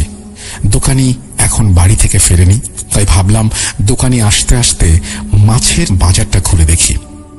এই দুপুরের সময়টা মাছের বাজারও খালি পড়ে থাকে, একটা দোকানেও এখনো বসেনি। ফিরে আসবো এর মাঝেই দেখি একটি ভ্যান গাড়িতে করে কানাই মাঝি কিছু মাছ নিয়ে আসছে। আমাকে দেখেই বলল, ও দাদা, দেখে যান গো, একেবারে পদ্মার ইলিশ নিয়ে আসছি, এনা আগেই মাল নামে আনলাম। কাছে গিয়ে দেখলাম মাছগুলো ভালোই, আর দামও আমার সাধ্যের মধ্যেই, তাই বেশি দামাদামি না করে নিয়ে নিলাম। মাছ নিয়ে বাড়ি ফিরছিলাম, এর মাঝেই প্রচন্ড বাতাস শুরু হয়। ঘন কালো বর্ণের মেঘ ও ঝঞ্ঝা এবং এর সঙ্গে হাত ধরাধরি করে ঝড়ের আগমন ঘটছে। এই অবস্থায় কোনোভাবেই বাড়ি ফেরা সম্ভব নয়। আশেপাশে কোনো বাড়িঘরও নেই, তার চেয়ে বরং সামনের ওই বট গাছটার নিচে কিছুক্ষণ দাঁড়াই। বৃষ্টি কমে গেলেই আবারও হাঁটা ধরব। বেশ পুরনো একটি বট গাছ, এর ডাল পাতা এমনভাবে ছড়িয়ে ছিটিয়ে আছে যার কারণে এখানে খুব একটা বৃষ্টি পড়ছে না বললেই চলে। এই কঠিন ঝড়ের মাঝে প্রকৃতি যেন আমার উপর ছাতা ধরে আছে। গ্রামের মুরব্বীদের কাছে শুনেছিলাম একসময় নাকি সন্ধ্যা নামলেই এই বিশাল আকৃতির বট গাছটিতে জিনের আনাগোনা দেখা যেত, তাই সন্ধ্যার পর এই গাছের নিচে দিয়ে কেউ হাঁটাচলা করার সাহস পেত না। এখনো হুড়মুড়িয়ে বৃষ্টি পড়ছে, ঘন অন্ধকারে আচ্ছন্ন হয়ে গেছে চারদিক। বিকেল পেরিয়ে সন্ধ্যা হয়ে যাচ্ছে, বৃষ্টি থামারও কোনো লক্ষণ দেখছি না। ক্ষুধার জ্বালায় পেটে টান পড়েছে, শরীরটাও কাঁপছে, তাই সিদ্ধান্ত নিলাম এখানে না থেকে হাঁটা ধরি। এমনিতেও অনেক ভিজে গেছি। এই সময় তীব্র আলোর ঝলকানি ঠিক যেন আমার মাথার ওপর মাঝ বরাবর। আকাশ যেন খুবই ফেটে পড়ে। প্রকৃতির এই ভয়ঙ্কর খেলা দেখে আর সাহস হল না সামনে এগিয়ে যাবার। আমি আবারও গাছের মোটা শেকড়টার উপরে বসলাম। আমার চারপাশটা কেমন নিস্তব্ধ হয়ে গেল। হঠাৎ চোখ পড়ল পাশের আখ ক্ষেতের দিকে। দুটো চোখ জল জল করে তাকিয়ে আছে আমার দিকে। একটু ধীরে ধীরে আমার দিকে এগিয়ে আসতে লাগলো। ভয়ে আমার শরীরের লোম দাঁড়িয়ে গেল। ছুটে পালাবো, আর তখনই ঘেউ ঘেউ করতে করতে কুকুরটি আমার কাছে আসলো। স্বস্তির নিঃশ্বাস ফেললাম। যাক, এই পরিস্থিতিতে তাও একটা সঙ্গী পাওয়া গেল। কিন্তু অবাক করার বিষয় হলো এই এত বৃষ্টির মাঝেও কুকুরটি একটুও ভেজেনি, সম্পূর্ণ শুকনো শরীর। কুকুরটি এক দৃষ্টিতে আমার দিকে তাকিয়ে আছে। আমিও তাকিয়ে ওর চোখের দিকে। কেমন যেন একটা ঘোরের মধ্যে চলে যাচ্ছি। নিজেকে আর স্বাভাবিক রাখতে পারছি না। পরিবেশটা ক্রমশই পাল্টে যাচ্ছে। আমার আর কিছুই ভালো লাগছে না। একটা ঢিল নিয়ে মারলাম কুকুরটার দিকে। স্বাভাবিকভাবে কুকুরটা পালানোর কথা ছিল, কিন্তু তা না করে এমন করুণ সুরে কান্না শুরু করলো। কান্নাটা এত বেদনাদায়ক যা কেউ সামনে না থাকলে অনুভব করতে পারবে না। নিজেকে তখন পৃথিবীর সবচাইতে খারাপ মানুষ মনে হচ্ছিল। কুকুরটির করুণ সুর আমাকে আরো ঘোরের মধ্যে নিয়ে যাচ্ছে। এটা সহ্য করার মতো না। আমি জানতাম এমন কিছুই হয়েছে। কতবার বলেছি এই বর্ষাকালে ছাতা ছাড়া বের হবে না। এর মাঝে কখন যেন আমার স্ত্রী ছাতা নিয়ে আমাকে খুঁজতে খুঁজতে এখানে চলে এসেছে। কি গো, কি হলো? দাও, ব্যাগটা আমার হাতে দাও। না না, দরকার নেই, আমি নিয়ে যাচ্ছি, চলো। এই বলে আমি উঠে দাঁড়ালাম। কুকুরটার কান্না যেন বেড়েই চলেছে। আমি ওকে পাত্তা না দিয়ে আমার স্ত্রীর সাথে হাঁটা ধরলাম। তখনও গুড়ি গুড়ি বৃষ্টি পড়ছে। এমনিতেই সবকিছু কেমন যেন এলোমেলো লাগছিল। তার মাঝে খেয়াল করলাম আমার স্ত্রীর হাঁটার চলনটা কেমন যেন পরিবর্তিত হয়ে গেছে। কেমন যেন এক মাপে হেঁটে চলছে। কাদামাটির এই রাস্তায় এমন ভাবে হাঁটাটা অস্বাভাবিক। আমি ওকে বললাম, একটু আস্তে ধীরে চলো। আমার কথায় যেন কোনো কর্ণপাতই করলো না সে। কিছু দূর যাওয়ার পর সে আবার বলল, মাছের ব্যাগটা আমার হাতে দাও। আরে দরকার নেই, চলো। দিতে বলছি, দাও। ধুর, চলো তো। আমি যদি তখনই ওর হাতে ব্যাগটা দিয়ে দিতাম তাহলে হয়তো আমাকে এমন একটা পরিস্থিতির শিকার হতে হতো না। আমি যখন মাছের ব্যাগটা দিতে চাইলাম না, তখনই ঘটল বিপত্তি। আমার স্ত্রীর রূপ পাল্টে যেতে লাগলো। মুহূর্তের মধ্যেই রূপ নিল এক পিশাচের, এবং চোখ দুটো যেন তার একদম ভেতরে ঢুকে গেল। বিভৎস চেহারা। এরপর সে আমার গলা টিপে ধরল। আমি চিৎকার করার চেষ্টা করছি, গলা দিয়ে কোনো আওয়াজ বের হচ্ছে না। পিশাচটা কর্কশ কণ্ঠে আমাকে বলল, মাছ দিবি না? এই বলে আমাকে ধান ক্ষেতের মাঝে ছুঁড়ে ফেলে দেয়। এরপর আমার আর কিছু মনে নেই। পরদিন সকালে জ্ঞান ফিরলে আমাকে আমার বাড়ির আঙিনায় আবিষ্কার করে আমাকে শুইয়ে রাখা হয়েছে। আমার স্ত্রী আমার মাথায় পানি ঢালছে। পরে জানতে পারি আমাকে সারা রাত খোঁজা হয়েছে, কিন্তু কোথাও পাওয়া যায়নি। আজ সকালে আমাকে বটতলায় অজ্ঞান অবস্থায় পাওয়া গেছে। আমার পাশেই একটা মরা কুকুরকে দেখতে পাই, যেটা গত রাতে আমার সাথে ছিল। আর আমার বাজারের ব্যাগটা ছিল আমার হাতেই, কিন্তু সেটাই কোনো মাছ ছিল না। এরপর আমি গত রাতের পুরো ঘটনাটা বলি। সব শুনে আমাদের গ্রামের একজন হুজুরের সঙ্গে কথা বলেন সবাই। সেদিন বিকেলেই হুজুর আমার বাড়িতে এসে আমাকে পানি পড়া এবং তাবিজ দেন। হুজুর আমাকে সবসময় তাবিজটি পরে থাকতে বলেন এবং পরবর্তীতে ওই গাছের নিচ দিয়ে না যাওয়ার পরামর্শ দেন, শরীর বন্ধ রাখার পরামর্শ দেন। হুজুরের কথা মতো আমি এখনো সেই তাবিজটি পরে থাকি এবং শরীর বন্ধ রাখি। আল্লাহর রহমতে আমার সাথে আর কখনো কোনো অতি প্রাকৃতিক ঘটনা ঘটেনি। আলহামদুলিল্লাহ, এখন আমার পরিবার নিয়ে আমি সুখে আছি। সবাইকে আসসালামু আলাইকুম। ধন্যবাদ রাসেল ভাই ঘটনাটি পড়ে শোনানোর জন্য। লেখায় কোনো ভুল ত্রুটি থাকলে মাফ করবেন। যদি ভালো লাগে অবশ্যই ভূত.com এর শ্রোতাদের সাথে শেয়ার করবেন। আমার কাছে আরো ঘটনা আছে যেগুলো পরবর্তীতে শেয়ার করব। ভূত.com এর পরিবারের জন্য শুভ কামনা রইল। সবাই সুস্থ থাকবেন, ভালো থাকবেন এবং ভূত.com এর সাথেই থাকবেন। আসসালামু আলাইকুম। এই বলে প্রত্যয় হাবিব অর্কতার ঘটনা শেষ করেছেন। আশা করছি এই ঘটনাটি আপনাদের ভালো লেগেছে। যদি ভালো লাগে অবশ্যই আমাদের জানাবেন, যদি ভালো না লাগে তাও আমাদেরকে জানাবেন। একটা কথা, এখানে কুকুরটা কেন মারা গেল এটা একটা প্রশ্নবোধক চিহ্ন হয়ে থাকলো। আমার কাছে মনে হয় এই কুকুরটা আপনাকে আসলে বাঁচাতে এসেছিল এবং সেই জিনের কবল থেকে হয়তো রক্ষা করতে এসেছিল। লিসেনার্স, আপনাদের কি মনে হয় জানাবেন আমাকে।